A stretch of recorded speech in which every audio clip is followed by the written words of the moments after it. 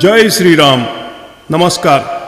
हमारे YouTube channel पुरातन कथाएं में आपका हार्दिक स्वागत है।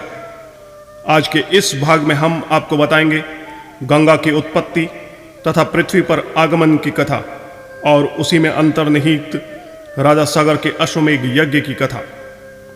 पिछले भाग में गुरु विश्वामित्र राम तथा लक्ष्मण को राजा जनक द्वारा किए जाने वाले धनुष यज्ञ की जानकारी देते हैं और अब उससे आगे ऋषि विश्वामित्र की आज्ञा अनुसार दूसरे दिन ब्रह्म मुहूर्त में नित्य कर्मों से निवृत्त हो दोनों भाई राम लक्ष्मण गुरु विश्वामित्र के साथ मिथिला के लिए प्रस्थान करते हैं और मध्याह्न में गंगा के तट पर पहुंचते हैं, जहां कल कल निनाद करती गंगा तथा उसकी लहरों के साथ अटखेलियां करती सूर्य रश्मियां मनोहारी दृश्य उपस्थित कर रही थी। भाव विभोर हो देखते हुए राम ने गुरु विश्वामित्र से कहा, गुरुदेव, इस परम पावन सलीला के दर्शन मात्र से मेरे को अपूर्व शांति मिल रही है। गुरुदेव, मैं आपके श्रीमुख से सुनना चाहता हूं, इस कलुष हारिणी पवित्र गंगा की उत्पत्ति कैसे हुई।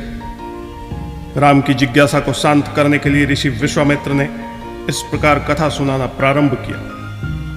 पर्वतराज हिमालय की अत्यंत रूपवती, लावण्यमयी व सर्वगुण संपन्न दो कन्याएं थीं।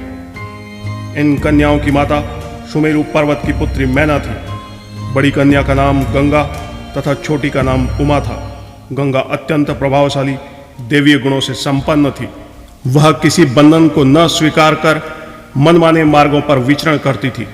उसकी इस असाधारण प्रतिभा से प्रभावित होकर देवताओं ने विश्व के कल्याण को ध्यान में रखते हुए हिमालय से मांग लिया।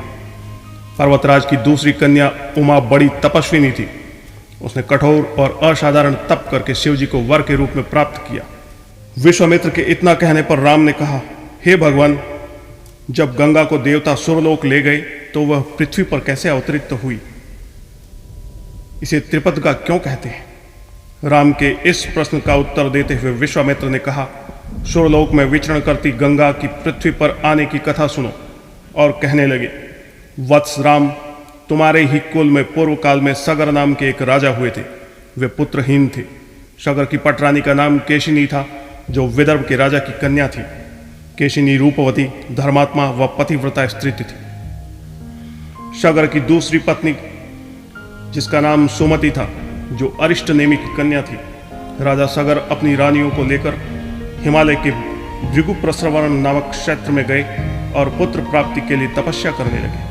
उनकी तपस्या से महर्षि भृगु प्रसन्न हुए और उन्हें वर दिया कि तुम्हें अनेक पुत्रों की प्राप्ति होगी। दोनों रानियों में से किसी एक का केवल एक ही पुत्र होगा, जो कि वंश को बढ़ाएगा, और दूसरी रानी से 60,000 पुत्र होंगे। कौन सी रानी कितने पुत्र चाहती है, इसका निर्णय वे स्वयं आपस में मिलकर कर लें। केशिनी ने वंश को बढ़ाने वाले एक पुत्र की कामना की, जबकि गरुड़ की भगिनी सुमति ने 60,000 बलवान पुत्रों की। कुछ काल के पश्चात केशिनी ने असमंज नामक पुत्र को जन्म दिया। रानी सुमति के गर्भ से एक तूंबा निकला, जिसे फोड़ने पर छोटे छोटे 60,000 पुत्र निकले। इन सब का पालन पोषण घी के घड़ों में रख कर किया गया। काल चक्र चलता रहा और सभी राजकुमार युवा होने लगे। सगर का ज्येष्ठ पुत्र असमंज बड़ा दुराचारी था। इस दुराचारी पुत्र से दुखी होकर राजा सागर ने उसे अपने राज्य से निर्वासित कर दिया। असमंज का पुत्र अंशुमान था। अंशुमान अत्यंत सदाचारी व पराक्रमी था। एक दिन सागर के मन में अश्वमेघ यज्ञ करने का विचार आया। शीघ्र ही उन्होंने अपने इस विचार को कार्य रूप में परिणित कर दिया। यज्ञ प्रारंभ करके यज्ञ का श्यामकर्ण अश्व छोड़ा और उसकी रक्षा के लिए पराक्रमी अंशुमान को सेना के साथ उसके पीछे भेजा। यज्ञ की संभावित सफलता के परिणाम की आशंका से भयभीत होकर इंद्र ने यज्ञ के घोड़े को चुरा लिया और घोड़े की चोरी की सूचना पाकर सगर ने अपने 60,000 पुत्रों को आज्ञा दी कि घोड़ा चुराने वाले को पकड़कर या उसे मारकर घोड़ा वापस लाओ। पूरी पृथ्वी पर खोजने पर भी जब घोड़ा नहीं मिला तो सगर के पुत्रों ने संपूर्ण पृथ्वी को खोदना प्रारंभ कर दिया। उनके इस कार्य से असंख्य भूमिगत प्राणी मारे गए। खोदते खोदते वे पाताल तक जा पहुंचे। उनके इस नृशंस कृत्य के विषय में देवताओं ने ब्रह्मा को बताया तो ब्रह्मा देव ने कहा कि ये राजकुमार क्रोध व मद में अंधे होकर ऐसा कर रहे हैं। पृथ्वी की रक्षा का दायित्व कपिल ऋषि पर है। वे इस विषय पर अवश्य ही कुछ न कुछ करेंगे। इधर सगरपुत्र ने घोड़े की खोज में पाताल में प्रवेश किया और सनातन वसु कपिल ऋषि के आश्रम में पहुंचे। उन्होंने देखा कपिल मुनि तपस्या में लीन है और उन्हीं के पास वह घोड़ा बंधा हुआ है। उन्होंने कपिल मुनि को घोड़े का चोर समझ उन्हें दुर्वचन कहे तथा मारने के लिए दौड़े। सगरपुत्रों के इन कुकृत्यों से कपिल मुनि की समाधि भंग हो गई और उन्होंने क्रुद्ध होकर सागर के उन सब 60,000 पुत्रों को भस्म कर दिया। विश्वामित्र ने आगे कहा, बहुत दिनों तक अपने पुत्रों की सूचना न मिलने पर महाराजा सागर ने अपने तेजस्वी पौत्र अंशुमान को अपने पुत्रों तथा घोड़े की खोज में भेजा।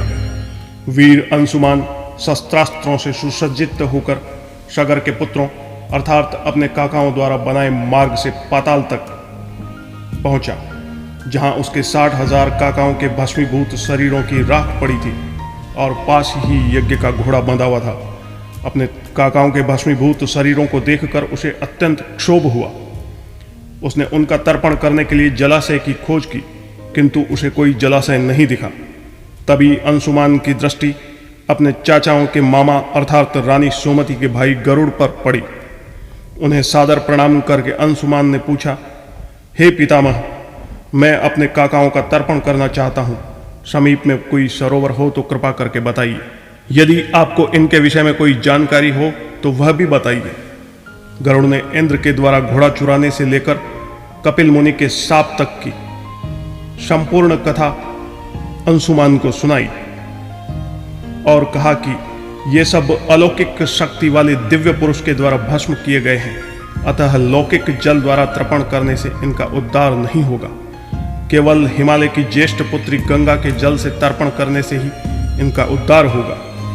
अब तुम अपने अश्व को लेकर चले जाओ, जिससे तुम्हारे पितामह यज्ञ संपूर्ण कर सके। अंशुमान अश्व लेकर अयोध्या पहुंचे और सारा वृतांत राजा सागर को सुनाया। राजा सागर ने दुखी मन से यज्ञ संपन्न किया तथा कुछ समय राज्य करने के पश्चात स्वर्ग सिधार गए। सागर के पश्चात अंशुमान तथा अंशुमान के पश्चात उनके पुत्र दिलीप राजा हुए। दोनों ने गंगा को पृथ्वी पर लाने के लिए तप भी किया पर सफल नहीं हुए। दिलीप के पश्चात उनके धर्मनिष्ठ पुत्र भगीरथ ने राज्य संभाला। उनके कोई संतान नहीं थी। वे अपना राज्यभार मंत्रियों को सौंपकर गंगा अवतरण के लिए गौकर्ण नामक स्थान पर जाकर तप करने लगे। उनके अभूतपूर्व तप से प्रसन्न होकर ब्रह्मदेव ने वर मांगने के लिए कहा।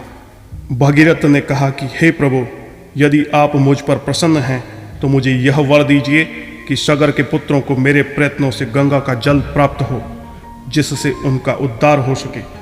इसके अतिरिक्त मुझे संतान प्राप्ति का भी वर दीजिए, ताकि इक्ष्वाकु वंश नष्ट न हो। ब्रह्मा जी ने कहा, संतान का तुम्हारा मनोरथ शीघ्र ही पूर्ण होगा, परंतु तुम्हारे मांगे गए प्रथम वरदान को देने में कठिनाई यह है कि जब गंगा वेग के साथ पृथ्वी पर अवतरित होगी तो पृथ्वी उसके वेग को संभाल नहीं सकेगी। गंगा के वेग को संभालने की क्षमता महादेव के अतिरिक्त किसी में भी नहीं है। इसके लिए तुम्हें महादेव को प्रसन्न करना होगा। भगीरथ ने साहस नहीं छोड़ा और 1 वर्ष तक वायु के अतिरिक्त कुछ भी भक्षण किए बिना पैर के अंगूठे के सहारे खड़े होकर तपस्या करते रहे। इस महान भक्ति से प्रसन्न होकर महादेव ने भगीरथ को दर्शन देकर कहा, हे भक्त श्रेष्ठ, हम तुम्हारी मनोकामना पूरी करने के लिए गंगा को अपने मस्तक पर धारण करेंगे। पर उस समय गंगा सुरलोक त्यागना नहीं चाहती थी, इसलिए मन में यह विचार करके कि मैं अपने प्रचंड वेग से महादेव को बहाकर पाताल लोक ले जाऊंगी, वे भयानक वेग से शिवजी के सर पर अवतरित हुई। गंगा का यह अहंकार महादेव से छुपा न रहा। महादेव ने गंगा की वेगवती धाराओं को अपनी जटाओं में उलझा लिया। गंगा अपने समस्त प्रयत्नों के उपरांत भी महादेव की जटाओं से बाहर नहीं निकल पाती। गंगा को इस प्रकार शिव की जटाओं में विलीन होते देखकर भगीरथ ने फिर महादेव की तपस्या की। भगीरथ की इस तपस्या से प्रसन्न होकर महादेव ने गंगा को हिमालय पर्वत पर बिंदुसर पर छोड़ा। छूटते ही गंगा 7 धाराओं में विभक्त हो गई। गंगा की 3 धाराएं लादिनी, पावनी, नलिनी पूर्व की तरफ प्रवाहित हुई। सुचक्षु, सीता और सिंधु नाम की 3 धाराएं पश्चिम की ओर बहने लगी तथा 7वीं धारा महाराज भगीरथ के पीछे पीछे पाताल लोक की तरफ चली। स्थान स्थान पर देव, यक्ष, किन्नर, ऋषि मुनि उनके स्वागत के लिए एकत्रित हो रहे थे। जो भी उस जल का स्पर्श करता भव बाधाओं से मुक्त हो जाता। चलते चलते गंगा उस स्थान पर पहुंची जहां ऋषि जानु यज्ञ कर रहे थे। गंगा अपने वेग के साथ उनकी यज्ञशाला को संपूर्ण सामग्री के साथ बहाकर ले जाने लगी। इस पर क्रुद्ध होकर ऋषि जानु ने गंगा का सारा जल पी लिया। यह दृश्य देखकर विस्मित देवताओं तथा ऋषि मुनियों ने गंगा की मुक्ति के लिए ऋषि जानु की स्तुति की। स्तुति से प्रसन्न होकर जनु ऋषि ने गंगा को अपने कानों के मार्ग से बाहर निकाला तथा उसे पुत्री रूप में स्वीकार किया। तब से गंगा जानवी कहलाने लगी। इसके पश्चात भागीरथ का अनुगमन करते हुए गंगा समुद्र तक जा पहुंची और वहां से सगर के पुत्रों का उद्धार करने के लिए रसातल में चली गई।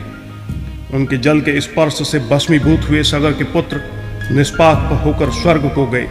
उस दिन से गंगा के 3 नाम प्रसिद्ध हुए। वह त्रिपदगा कहलाई, जानवी और भागीरथी के नाम से भी प्रसिद्ध हुई। हे राम, यह गंगा की उत्पत्ति तथा पृथ्वी पर आगमन की उसकी कथा है। इतना कहकर ऋषि विश्वामित्र ने आगे के लिए प्रस्थान किया। आज की कथा हम यहीं समाप्त करते हैं। इससे आगे की अहिल्या के उद्धार की कथा हम आपको अगले भाग में सुनाएंगे।